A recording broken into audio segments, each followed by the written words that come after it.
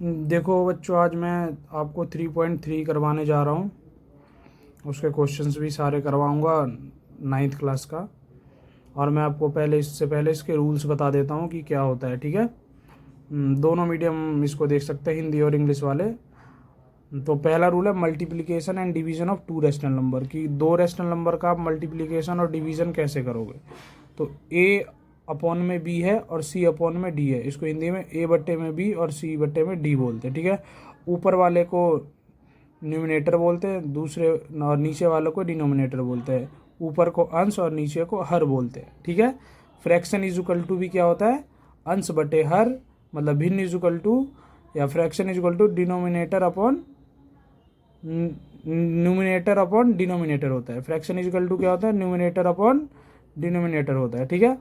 तो आपको क्या करेगा, जब भी निकला होता है ऊपर वाले को मल्टीप्लाई कर दीजिए और नीचे वाले को ए इंटू सी और ए सी और B into D B D कर दीजिए, हो जाएगा। तो आपको मैंने एक एग्जाम्पल ले रखा है 4/5 6/5। तो 4 जा 24, 5 जा 25, ठीक है। और यदि ऐसा है 5/4 है और 10/5 है, तो आप इसको काट भी सकते हैं ऊपर नीचे से, जो कट रहा है काट दीजिए और फिर फाइनल आंसर ऐसे ले आइए।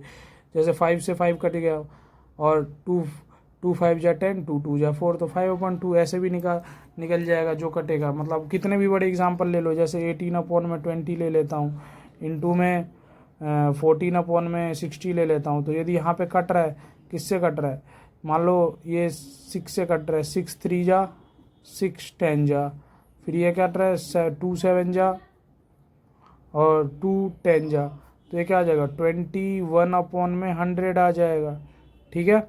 ये क्या आ जाएगा 21/100। तो ऐसे भी आप इसको कर सकते हैं। फिर डिवीज़न देखो, डिवीज़न में क्या होता है, सेम है, A upon B divided by C upon D, A बट्टे में बी और भाग में सी बट्टे में डी। तो A upon B into D upon C, तो ये क्या हो जाएगा, ये आपस में, ये देखो जब भी अपोजिट साइन, जो यहाँ पे डिवाइड का साइन है, यहाँ पे मल्टीप्लाई का साइन जब भी आएगा, गुना का, तो ये क्या होगा, जो नीचे वाला है वो ऊपर चला जाएगा और ऊपर वाला है वो नीचे आ जाएगा। और फिर जैसे हमने पहले में मल्टीप्लाई देखा था तो वैसे ही हो जाएगा, ठीक है। उसके बाद आपका क्या होगा, 4/5 है, 4/5 है डिवाइडेड बाई 6/5 है। तो ये क्या हो जाएगा 4/5 इंटू में 5/6। तो क्या, क्यों ये ऊपर वाला नीचे आ जाएगा, तो अब ये जो कट रहा है मैंने वहाँ भी बताया था कि कैसे, तो 2 जा 2 3 जा 5 से 5 गया 2/3 आ जाएगा। एक अर्थमेटिक लॉ होता है, अर्थमेटिक लॉ में क्या होता है कि मान लो मैं a प्लस बी लिखूँ या इक्वल्स टू में b प्लस ए लिखूँ, ठीक है, b प्लस ए लिखूँ, बात बराबर होता है, ठीक है। जैसे 5+4 लिखूँ या 4+5 लिखूँ, बात बराबर है। तो यहाँ भी 9 आ जाएगा, ये भी 9 आ जाएगा, इसमें कोई, तो ये इसको क्या, अर्थमेटिक लॉ में ये लॉ है जिसको डिस्ट्रीब्यूटिव लॉ भी बोलते हैं। क्या बोलते हैं, डिस्ट्रीब्यूटिव लॉ भी बोलते हैं। तो डिस्ट्रीब्यूटिव लॉ में मान लो मैं कोई 3 ऐसे, मतलब कोई रैंडम वेरिएबल, मतलब ऐसे ले लिया, पी क्यू के जगह कोई भी नंबर आ सकता है, तो पी क्यू और आर ले लिया, तो क्या हो जाएगा पी क्यू प्लस आर। तो पी क्यू और ब्रैकेट में Q plus R, P Q plus P R. मतलब कहने का मतलब है कि मैं यहाँ पे 5 = 4 + 6 लेता हूँ, और मैं यहाँ पे 5 × 4 करता हूँ या 5 इंटू प्लस में 5 × 6 करता हूँ, बात बराबर। यहाँ भी क्या आएगा 50 आ जाएगा आंसर, कितना 4 ब्रैकेट सॉल्व होगा, 6 4 10 हो जाएगा = 50। यहाँ भी करोगे 5 4 20 और 5 6 30, यहाँ भी क्या आ जाएगा, क्या आ जाएगा, यहाँ भी 50 आ जाएगा। फिर आगे का हम आपको क्या बोलते हैं, फाइंड द सम। ये इसको भिन्न का जोड़ भी बोलता है, ठीक है, भिन्न जोड़ भी बोलता है, एडिशन फ्रैक्शन भी बोलते हैं, बचपन में सीख रखा होगा। लेकिन मैं इसको अलग तरीके से बताऊंगा कि कैसे होता है। मान लो 3 वाले आ गया, 4 वाला आ गया, तो आप इसको कैसे करोगे। तो आपने बचपन में सीख रखा होगा कि इसको इससे मल्टीप्लाई करो, फिर इसको इससे मल्टीप्लाई करो, यहाँ लिख दो और इन दोनों को मल्टीप्लाई करो, ठीक है। लेकिन मैं आपको एलसीएम लेके सिखाऊंगा कि एलसीएम लेके कैसे करा जाता है। तो मैं मान लो ये 2/5 है 3/, तो पहले 5 10 का एलसीएम ले लेंगे। क्या ले लेंगे, 5 10 का एलसीएम ले लेंगे। एलसीएम कैसे लेते हैं वो भी देख लो। अब 5 10 किस में आ रहा है, दोनों 5 के टेबल में आ रहे हैं।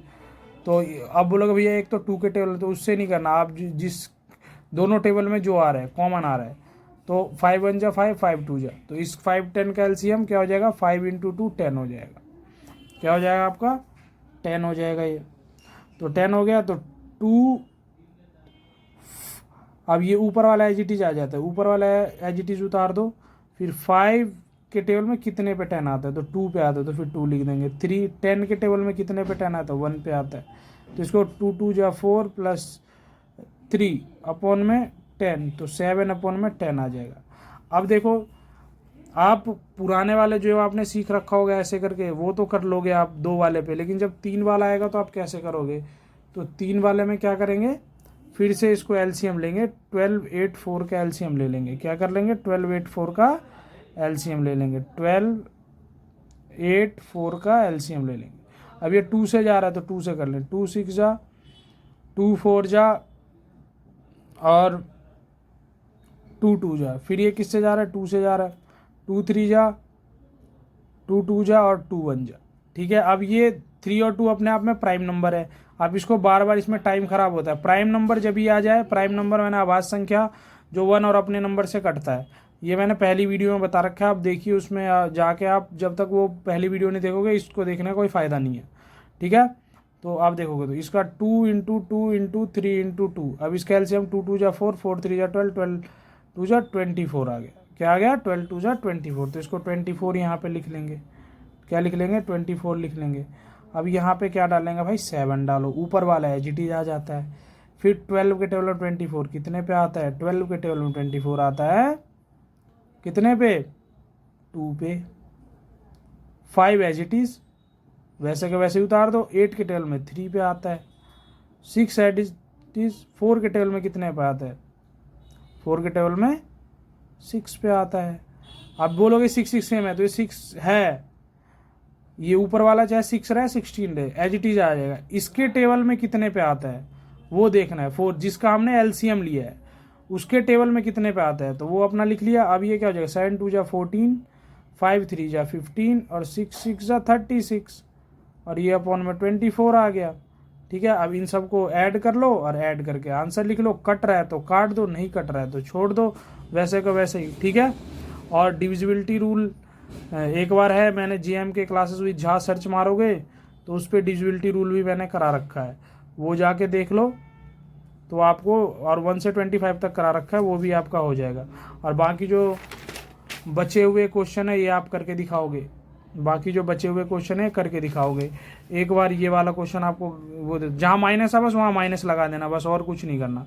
एक बार आप मैं माइनस वाला भी आपको सिखा देता हूँ कि कैसे होता है। 2 वाला तो सेम कर लोगे, एक बार माइनस देखो, माइनस वाला सिखा देता हूँ कि डिफरेंस कैसे निकालते हैं। 6 4 का जो आप करोगे, 6 4 का एलसीएम आपको पता है, 6 4 का एलसीएम लेना है, तो 6 4 का एलसीएम कैसे लोगे।